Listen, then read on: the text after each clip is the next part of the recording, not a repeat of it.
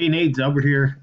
Sorry it took so long. There's just some troubleshooting stuff I had to go through and some tools I had to get a hold of to make sure I had to, so I can do this accurately for you.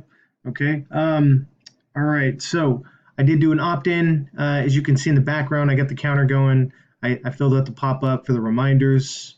Um, so in order to get this far, I had to go through your first page, your opt-in, through the pop-up, and as you can see, you get the counter working. So now the next point is going to be checking for that email.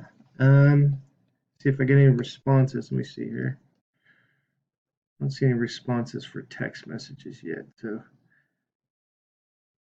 all right. So I'm going to go ahead and pause this. I'm going to go scope out that email. All right. So I can test that for you.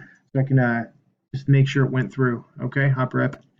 All right, here I am. We're back. I just wanted to make sure that the email went through, so I got that. Let me see here.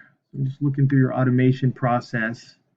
All right, so I'm checking everything. I don't have an SMS response yet, so obviously that's not working. So I'm going to go through, and I'll need you to just send me a screenshot of your Twilio settings, please, so that I can see and in regard to that question I just asked you here, if your phone number format, your from number in your Twilio account, is it in the correct format? Okay. So if you have a one parentheses, the area code, the first three digits dash the last four digits, that's the wrong format. It's got to be in a format that is one right after the other. Okay.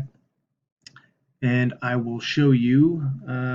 You'll see that in this next message if you haven't read it already. Okay. And then from here, once I get that response, then I'll be able to figure out if that's the issue or if there's something else going on. Okay. All right. Thanks.